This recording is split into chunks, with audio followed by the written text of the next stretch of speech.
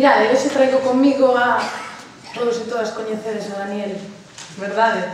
Entón, trouxeno porque me apeteceu traelo e porque o tiña na casa. Tiña na casa meu pai dun amigo artesán que, bueno, repuxa a madeira e o fai moi ben. Entón, creo que se é o momento de pasar a falar, se é o momento de debater, de abrir a mente, de considerar o importante e compartir a escala de valores, ver o que realmente importa, o que é mesmo falar ou sentir co corazón, pero co corazón limpo, con humildade. Non? Aquí os intereses persoais penso que non son prioritarios, ou non deberían selo, senón o ben común, o que a todos nos move. E entón trouxeno para que estivera vixiante todo o tempo e que ninguén se lle vaya. Vale. Vou a pasar a ler o manifesto con moita responsabilidade, crendo moitísimo en todo o que facemos, todas e todos, vale? Entón, poñede da vosa parte, vamos a comunicalo, vamos a espallar a voz, vamos a facer o noso, vamos a loitar pola terra, vamos a loitar pola xente, non só dende nós, senón escoitándose a eles e a elas. Penso que iso é fundamental. De todas maneiras, Daniel estará vixiante. Son tempos de cambio no país, tan cheos de oportunidades como de riscos.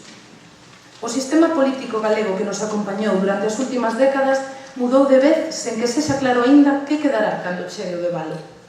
De nós depende, de nós, que facemos parte desa maioría de galegos e galegas que queremos atender o clamor do cambio e recuperar unhas condicións de vida digna no país.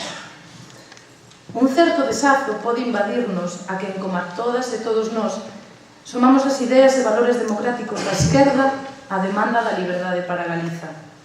É necesario reformular os proxectos que ao longo de moitas décadas se artellaron arredor da palabra nacionalismo, para dar resposta á urxencia dun cambio que poña por diante a nosa xente e o futuro do país. E, porén, nunca como hoxe a necesidade foi tan premente nin a oportunidade tan clara.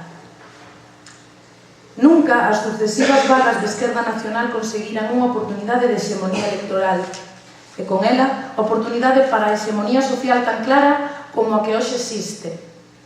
Nunca compartiran tantas voces a vontade dunha modificación fonda en termos de dereitos sociais e autogoberno nacional. Ao tempo, as cifras máis alarmantes alampan nas estadísticas e nas noticias.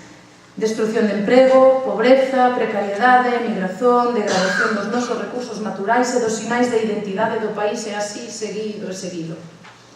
Os refugallos do vello sistema institucional e de partidos están no noso país máis en perigo e máis cuestionados que noutras partes do Estado.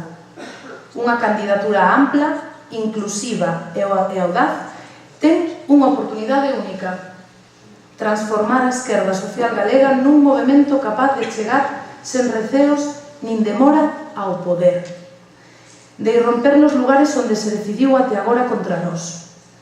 Vivimos, pois, un tempo en que se entrelazan o necesario co posível. Estas son ocasións contadas que compren non desaproveitar.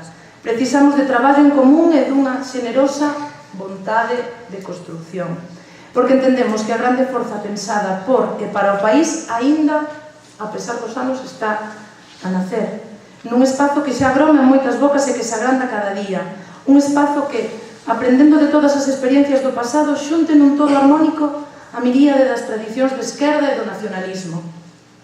O cambio precisa de audacia, porque só con decisión propia e coa ausencia de preconceitos poderemos deixar definitivamente atrás pugnas estériles e discusións que non conducen a ningures. O cambio precisa, polo tanto, incorporar xente nova. Tamén precisa de estenderse territorialmente a través da experiencia, da diversidade e do traballo común da representación municipal, onde se verifican as transformacións do país por medio dos gobernos dos concellos, que achegan a capacidade e os saberes. Unha expansión a que hai que incorporar a moitas persoas que buscan este espazo de encontro no que sumarse dende diferentes lugares de Galiza. Unha diversidade extensa que representa a riqueza desa esquerda nacional galega que humildemente queremos axudar a construir para facermos parte, con moitas e moitos máis, nesa marea galega ampla e inclusiva chamada a transformar o país. Van alá case 100 anos. As Irmandades da Fala proclamaran no manifesto da primeira Asamblea Nacionalista que os nosos brazos están abertos para a fecunda aperta. Ese segue a ser o noso espírito. Galiza, 8 de maio de 2016.